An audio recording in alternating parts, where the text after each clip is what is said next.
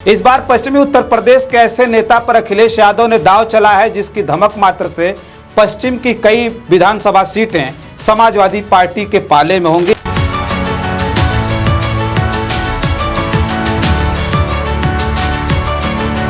महिपाल सिंह यादव ने जनता के बीच पहली बार 1983 में जिला परिषद के चुनाव में ताल ठोक दी। पहली ही मुलाकात में मुलायम सिंह यादव महिपाल सिंह की प्रतिभा को भांप गए थे।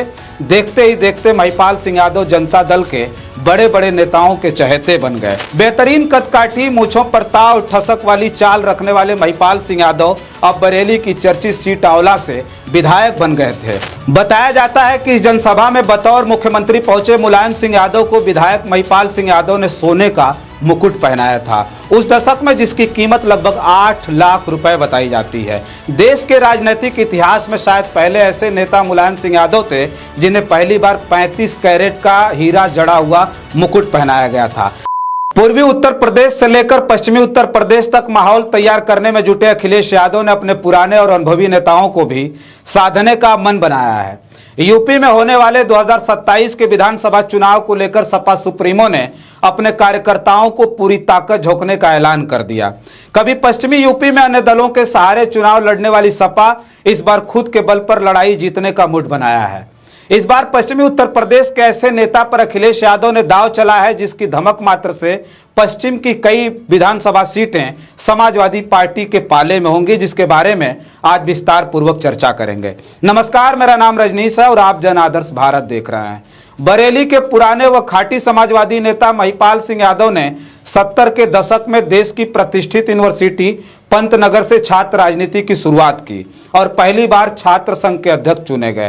तत्कालीन समय में जबलपुर विश्वविद्यालय के छात्र संघ अध्यक्ष बने शरद यादव के संपर्क में आए और दोनों लोगों में दोस्ती हो गई।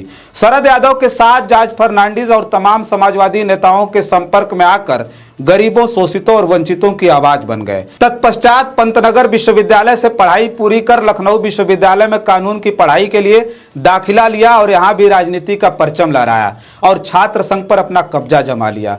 देश के सबसे बड़े सूबे उत्तर प्रदेश की चर्चित लखनऊ यूनिवर्सिटी, जो सूबे की राजनीति का केंद्र है, वहां छात्र संघ के महामंत्री चुन लिए गए। 1971 से लेकर 1974 तक लखनऊ विश्वविद्यालय के हिस्सा रहे। उसके बाद मुख्यधारा वाली राजनीति में कदम रख दिया। तत्कालीन सामाजिक आंदोलनों के सबसे बड़े चेहरों में शामिल जयप्रकाश नारायण, शरद यादव, लालू प्रसाद यादव, जॉर्ज फर्नांडिस जैसे प्रमुख समाजवादियों के द्वारा चलाए गए आंदोलनों में कूद पड़े और लंबे समय तक संघर्ष के हिस्सा रहे।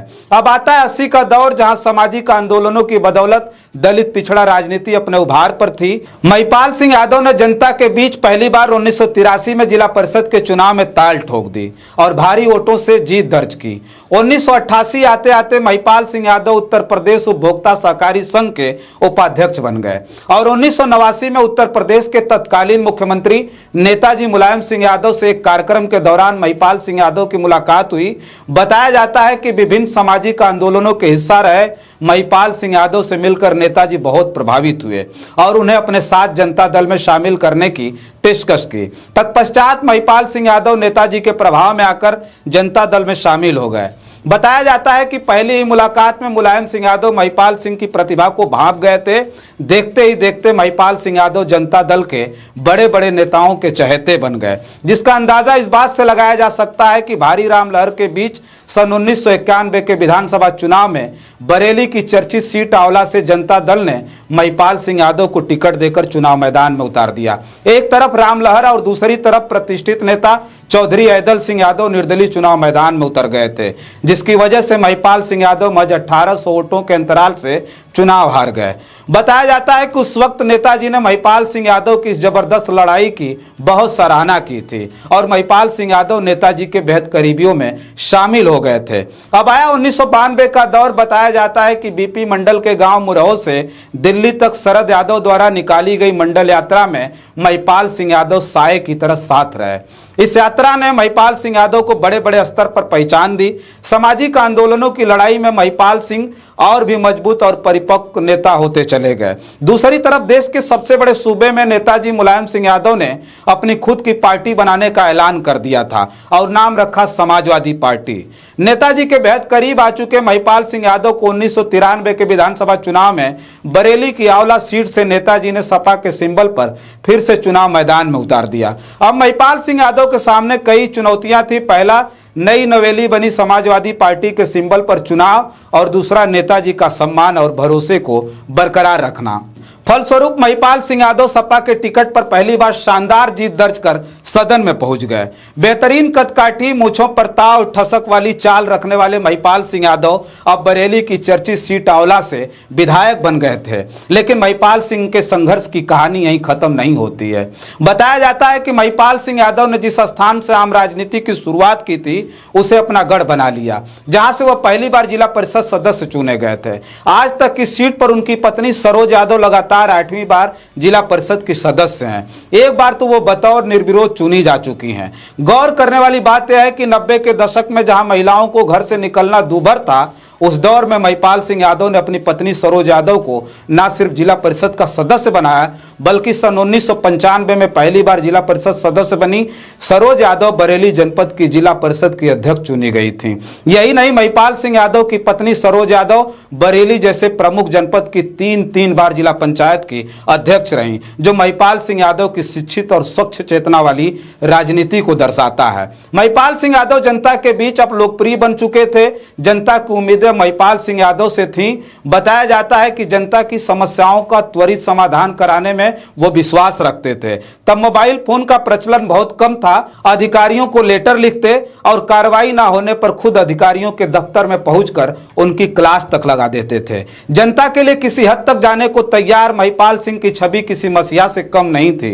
राजनीति में उनकी ईमानदारी के कायल खुद नेताजी मुलायम सिंह यादव थे। उनके दमदार नेतृत्व और कार्यकुशलता को देखकर बतौर मुख्यमंत्री मुलायम सिंह यादव ने बरेली के आंवला का रुख किया। उस जमाने में विधायक निधि नहीं हुआ करती थी, तब केवल मुख्यमंत्री कोष से विकास के कार्य संचालित होते थे। लिहाजा नेताजी ने बरेली की आंवला विधानसभा में बड़ी जनसभा कर सैकड़ों विकास परियोजनाओं की सौगात दी और देखते ही देखते महिपाल सिंह यादव यूपी के कद्दावर नेता बन गए। बताया जाता है कि इस जनसभा में बतौर मुख्यमंत्री पहुंचे मुलायम सिंह यादव को विधायक महिपाल सिंह यादव ने सोने का मुकुट पहनाया था। उस दशक में जिसकी कीमत लगभग 8 लाख रुपए बताई जाती है।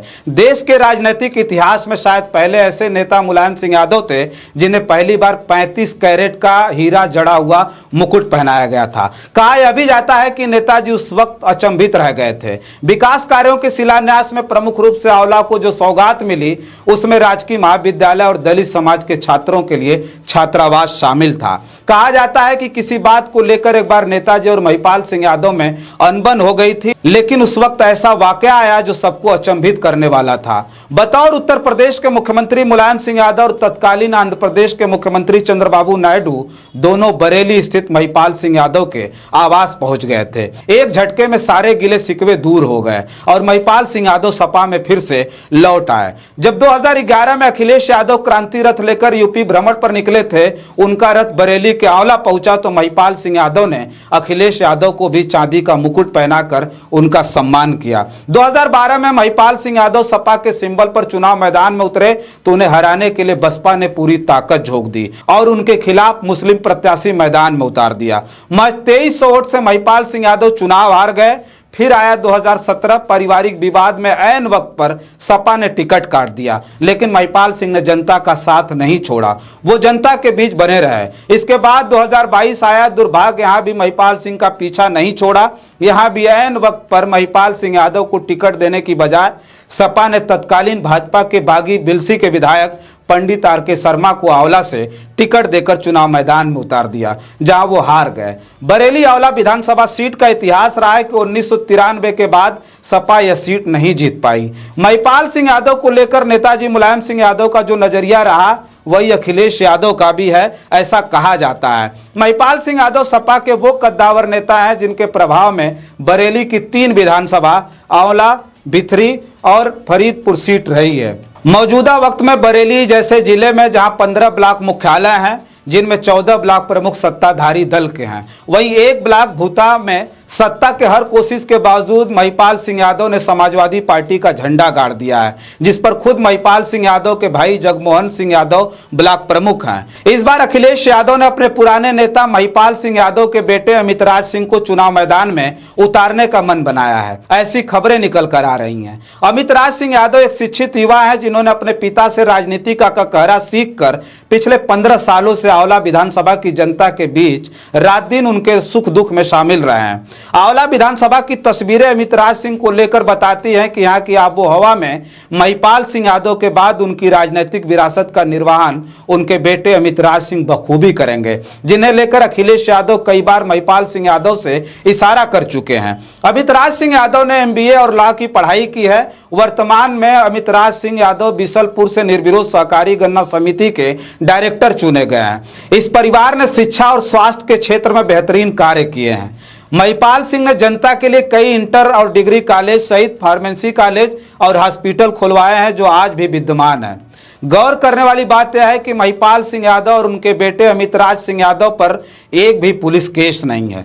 एक बात तो साफ है कि अखिलेश यादव ने अपनी नई रणनीति में पुराने अनुभवी और संघर्षशील नेताओं को 2027 के लिए साधने का मन बनाया है। यह विधानसभा का चुनाव समाजवादियों के लिए इसलिए महत्वपूर्ण है कि एक तरफ जहां 8 वर्षों से सपा विपक्ष की भूमिका में है, वहीं दूसरी तरफ सत्ताधारी दल बीजेपी बदले की भावना से चुन चुन कर विपक्ष के नेताओं कार्यकर्ताओं के साथ साथ दलित, पिछड़ा और अल्पसंख्यक पर कहर बरपा रही है, जिसे सम्मान, हक और अधिकार दिलाने की सबसे बड़ी जिम्मेदारी सपा सुप्रीमो अखिलेश यादव पर आ टिकी है। बस इस वीडियो में इतना ही। बहुत सारी खबरें लेकर के आपके बीच में हाजिर होंगे। हमारी इस खास रिपोर्ट पर आपकी क्या प्रतिक्रिया है, कमेंट बॉक्स में जरूर लिख करके बताइएगा। बहुत बहुत धन्यवाद।